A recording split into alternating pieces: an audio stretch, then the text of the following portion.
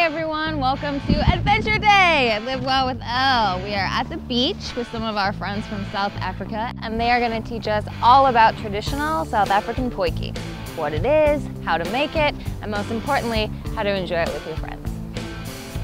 Today we're headed out to our beach camp to make South African potjie.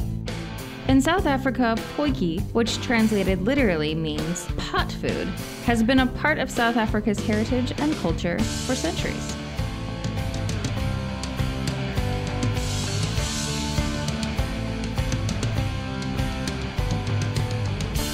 A potjie is a single pot meal cooked for hours on an open fire, all layered together to create a unique and delicious dish.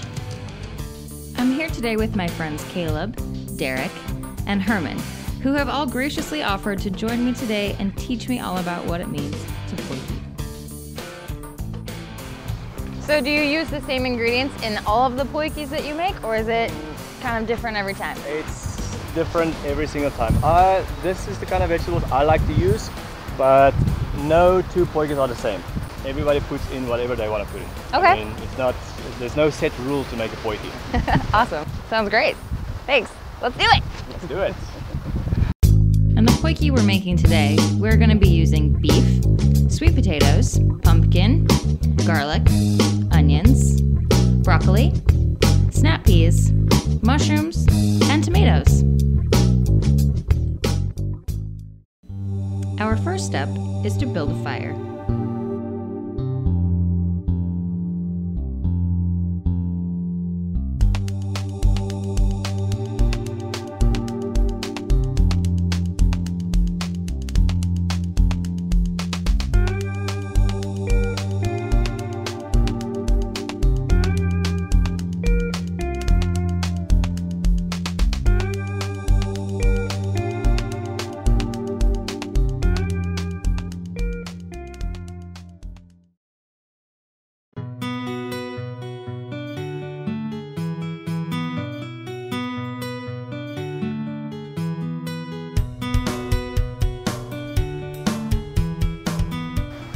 All right, so far we just have a little bit of oil in the pots, and what are we gonna add next? Well, we're gonna start with just the garlic and onions. Garlic and Just for the onions? flavor. Ooh. Ooh, look at that. And you can use butter or any kind of oil. Butter, olive oil, any kind of oil, yeah. Perfect. Add the garlic in there. Woo! It's a fun sound. I like that you just cut everything over the potjie pot. Yeah. Genius. Ooh. Oh, watch your hands. Ah. Careful. What'd I say? It's Adventure Day. This one is beef. Oh yeah.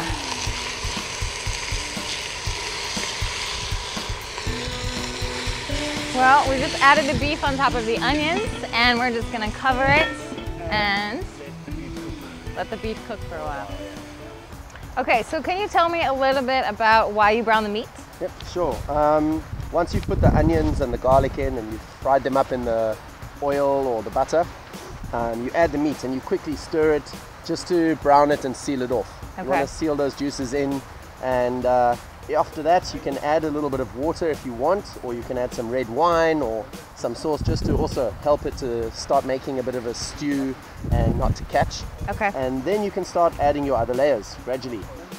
So in the potjie so far, we have our oil base, and then we added garlic and onion right into the pot from here. And then we put the beef pieces on top of that. Let it cook just for a second to get that charred barbecue type flavor. And then added water, just enough to cover the beef. And now we're gonna let it cook down before we add some more vegetables. What's so important about the layers? Well, what happens is as the sauces at the bottom, the juices are cooking, the steam rises up through the next layer. And that's what cooks the second layer. And as that layer cooks, its Nice. sauces and juices run back down and mix with the other sauces. So when you add another layer, you're getting different flavors coming up and cooking that, and then those juices running down. And the whole thing cooks itself.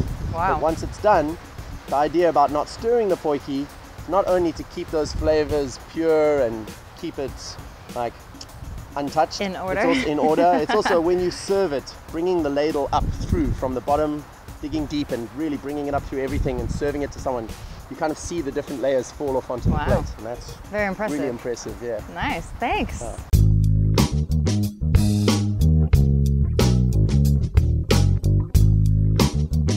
When it comes to adding the food layers, always remember to add the food in order of cooking time. The food that needs the longest amount of time goes on the bottom. So everything's moving along really well with the potjiekos. We have oil, garlic, onions, beef, and now some potatoes and water have been added. And it's all just kind of coming together layer upon layer.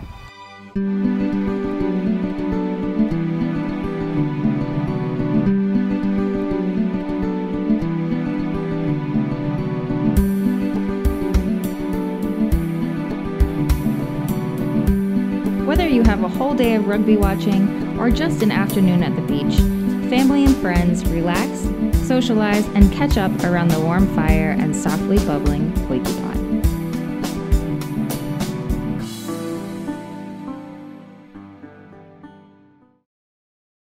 Hey there, our potjiekos making experience is going amazingly. I couldn't be happier about it.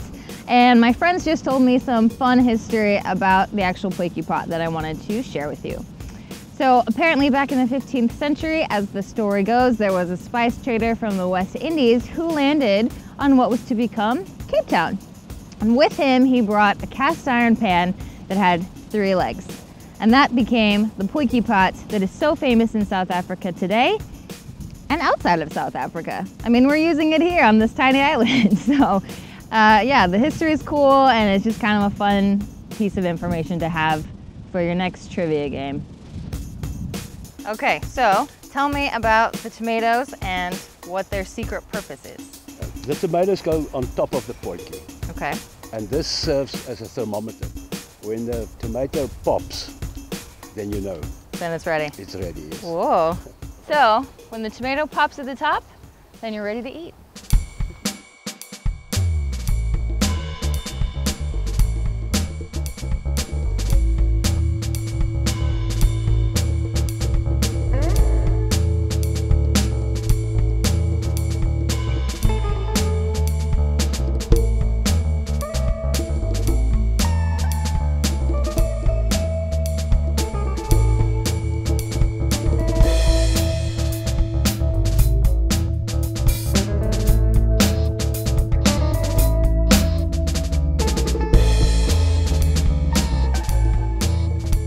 So these are the spoils from the amazing potjiekos pot experience today.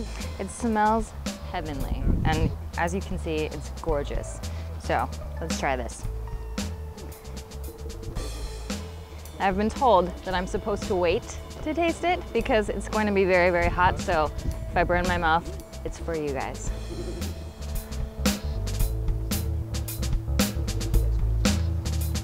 It's amazing.